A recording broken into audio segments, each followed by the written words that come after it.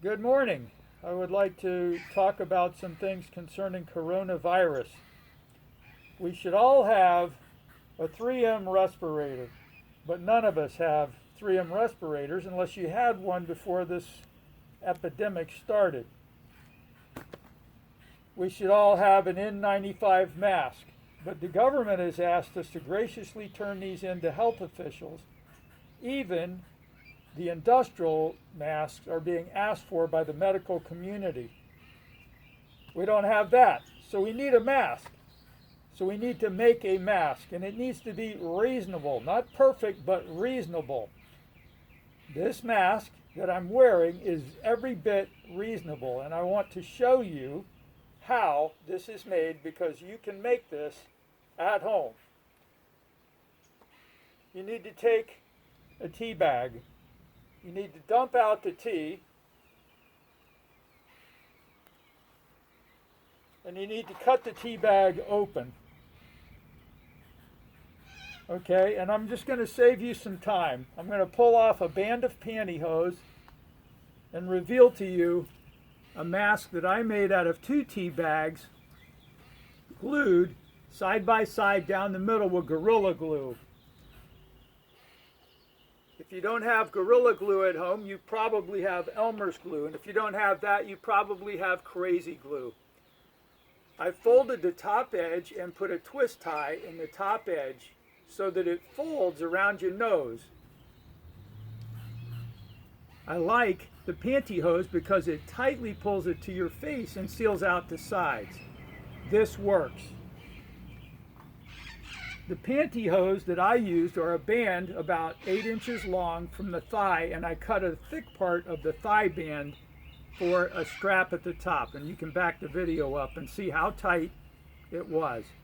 From what I'm reading online, this is about 20% less effective than an N95, except that I used 2 layers of tea cloth side by side, a total of 4 tea bags, instead of 1 layer. So it's probably even closer to the N95. Again, this is about a pushback, not about ideal. People are going around without any mask. This is bad. You can make this mask, you can make it at home, and you can make it in about an hour. When the glue dries, you're ready to put it on. Easy. Next, sunlight. You need to get yourself into sunlight. We all know that sunlight gives you vitamin D, but did you know that sunlight gives you far spectrum UV, which absolutely destroys and decimates viruses? I'm going to ask you to look up on your own a Columbia University study under the search, does UV light kill viruses? And the answer is yes. There's a Dr. David Brenner that is explaining they've tested the destruction of viruses using far spectrum UV light. That spectrum is available in sunlight.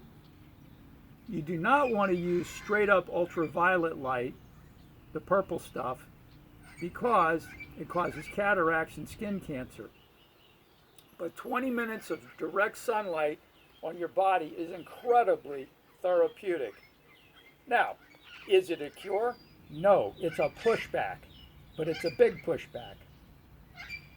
Is your mask perfect? No, but it's a pushback. That's the key. Next, it should be no mystery to you that there is a flu season. Flu is affected by heat. Hot weather kills viruses. Hotter air is better to breathe in as it destroys this very lung tissue effective coronavirus.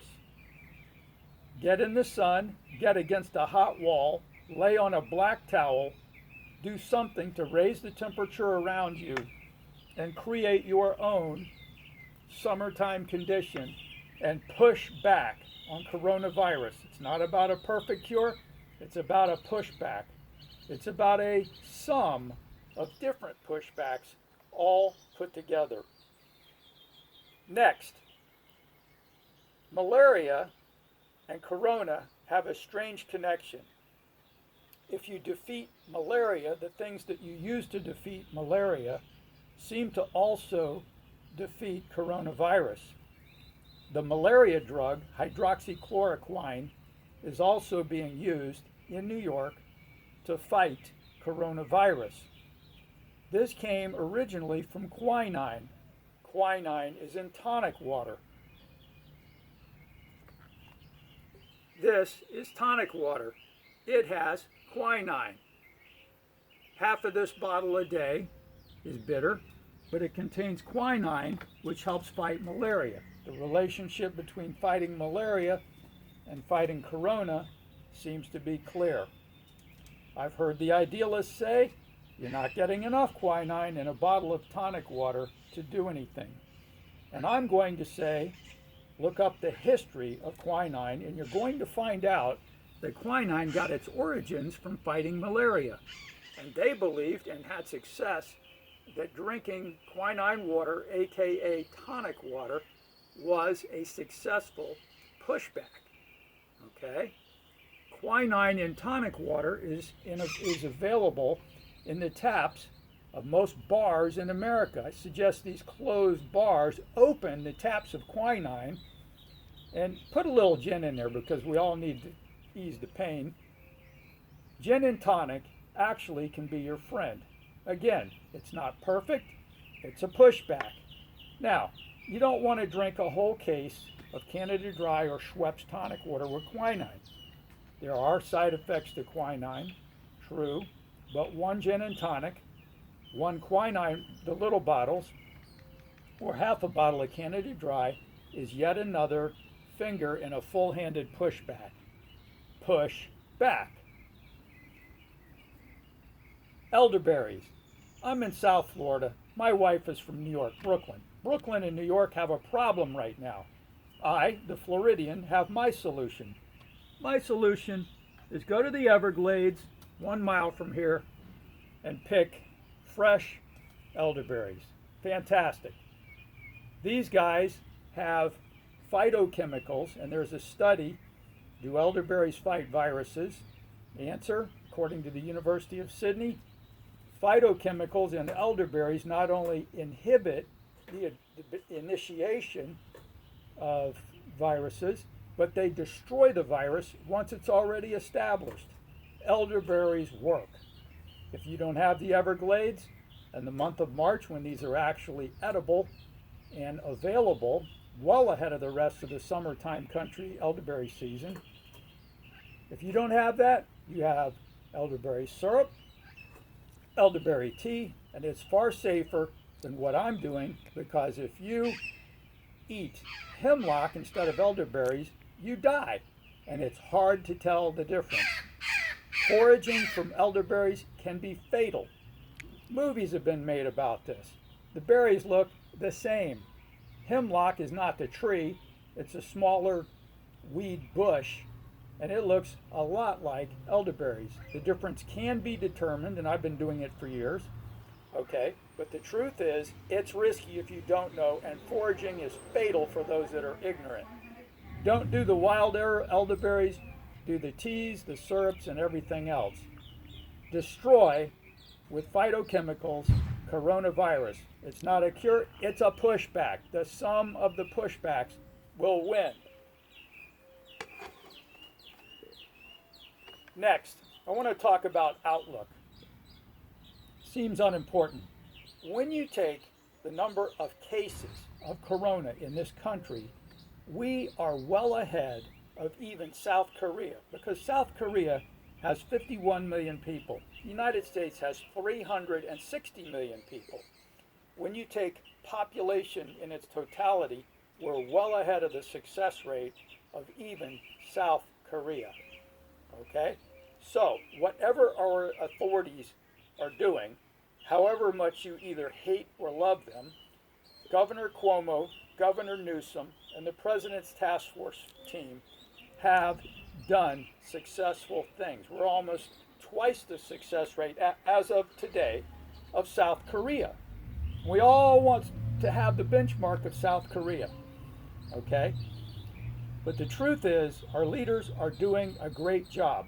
practice your distancing, wear a mask. I just saw a video of New York. The people are running around without masks.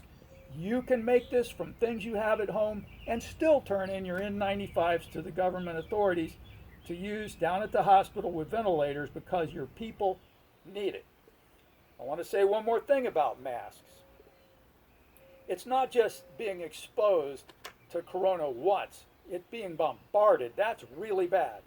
When you're bombarded steadily, the demise of the healthcare workers goes quick.